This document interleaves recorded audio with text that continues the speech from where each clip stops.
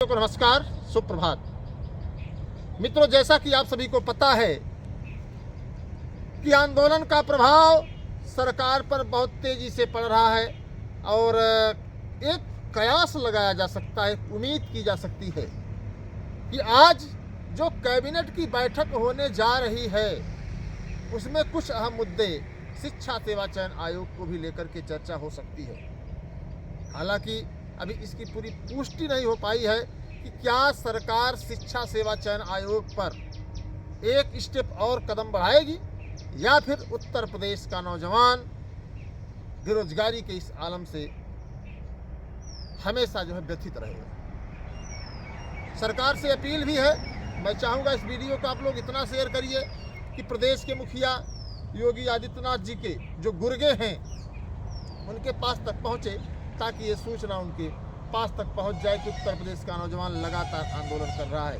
उत्तर प्रदेश का युवा लगातार सरकार से सवाल कर रहा है कि आखिर शिक्षा सेवा चयन आयोग कब बनेगा, टीजीटी पीजीटी का एग्जाम कब होगा, सीटों में वृद्धि कब होगी, एलटी जीआईसी का समकक्ष हर्ता विवाद समाप्त करके कब उसका विज्ञापन जारी किया जाएगा, जीआईसी प्रवक्ता का विज्ञापन कब जारी किया जाएगा, असिस्टेंट प्रोफेसर की भर्ती कब होगी। मित्रों, एक बात तो समझ में हमें आपको लानी ही होगी कि सरकार रोजगार को दरकिनार कर दी। तमाम साथी कमेंट में कहते हैं कि सरकार बदलो।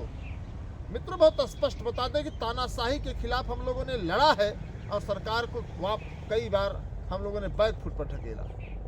संविदा जैसी महामारी को आप लोगों ने देखा होगा कि बेरोजगारी कोविड-19 के उस दौर में भी उत्तर प्रदेश का नौजवान 10x10 के कमरे से निकला और सरकार को पीछे जाना पड़ा। तो जब आप टकराएंगे तो सरकार पीछे जाएगी, क्योंकि आपको पता है कि जिस ओर जवानी चलती है उस ओर जमाना चलता है। अगर आपने खुद को जवानी के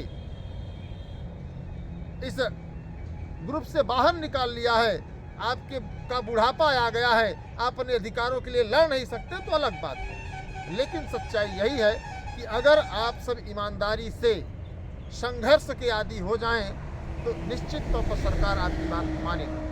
आज प्रदेश में चारों तरफ रोजगार चौपट हो चुका है। आप किसी भी सेक्टर में जाइए, हर सेक्टर में आदमी तबाह है।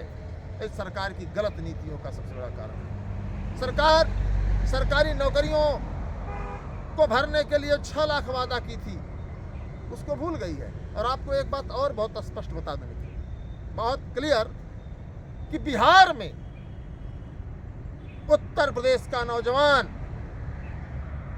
पलायन कर रहा है। साइबर कैफे पर अगर आप जाते होंगे तो आप देखते होंगे कि जितने छात्र, जितने प्रतियोगी हैं, सब बिहार की ओर रुख कर रहे हैं। उत्तर प्रदेश खाली हो जाएगा। ऐसे हालात में उत्तर प्रदेश में भी सरकार को गंभीरता से विचार करके प्रदेश में जो 6 लाख पद खाली हैं उसको भरे जाने की कवायद पूरी करनी चाहिए।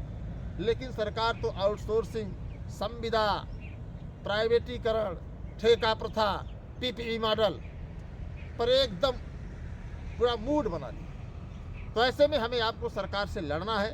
लड़ने के कई तरीके हो सकते हैं, वो तरीका आपको और हमको मिल बैठ करके तय करना है। आपने देखा कि आंदोलन जैसे ही शुरू होता है सरकार एक कदम बढ़ती है। इसी क्रम में हम लोगों ने आंदोलन किया और उम्मीद है कि आज शिक्षा सेवा चयन आयोग का एक स्टेप बढ़ना चाहिए। अब देखिए क्या होता है। 25 अहम मुद्दे हैं और उस 25 में से क्या है, केवल अयोध्या, मथुरा, काशी तक ही बात सीमित रहेगी या फिर उत्तर प्रदेश के बेरोजगारों, नौजवानों के भी मामले को सरकार गंभीरता से रखेगी। तो ऐसे में आप लोग बने रहिएगा। जैसे ही वहाँ से सूचना मिलती है पूरी अपडेट मैं आपको दूंगा। और एक उम्मीद भी है कि कुछ बेहतर होना चाहिए। और आपको बता दें कि अगर आप सब गंभीरता से सक्रिय हो जाएं तो सरकार को करना पड़ेगा। सरकार को आपकी बात माननी पड़ेगी। सरकार को शिक्षा सेवा चयन आयोग का गठन भी करना होगा, सीटों में वृद्धि करके टीजीटी पीजीटी का एग्जाम भी कराना होगा, एलटी जीआईसी का विज्ञापन जारी करना होगा, जीआईसी प्रवक्ता का विज्ञापन जारी करना होगा। इतना ही नहीं मित्रों, आपको बता दें कि अगर आप लोगों ने ठान लिया है तो निश्चित तौर पर 6 लाख पदों को सरकार को भरना होगा। वरना ये सरकार जो तमाम समाचार पत्रों में आप देखते हैं ना कि पुलिस का विज्ञापन आज तक नहीं आया। लानत है कि मीडिया में तमाम समाचार पत्रों में आप लोगों ने देखा होगा कि सरकार के बड़े बड़े वादे, बड़े बड़े बयान छपते हैं, लेकिन मीडिया के लोग सरकार से सवाल नहीं कर सकते।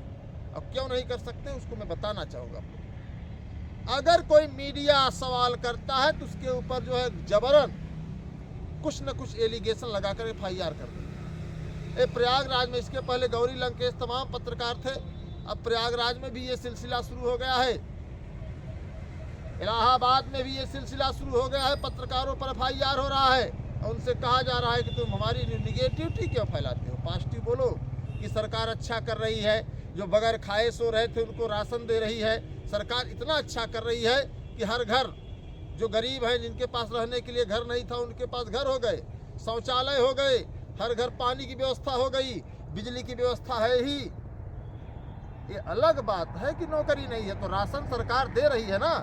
अगर 5 किलो राशन मिल रहा है तो आप उसमें सुकून से खा सकते हो, आराम से रह सकते हो। क्या जरूरत है भाग दौड़ करने की, क्या जरूरत है आपको यहाँ से वहाँ जाने की। ये सरकार का महिमा मंडन आप करेंगे तो आप स्वस्थ रहेंगे और मस्त रहेंगे। और यही तमाम नेता दलाली कर भी रहे हैं सरकार के महिमा मंडन में कि सरकार ऐसा कर रही, ये कर रही, वो कर रही, इतने लोगों को।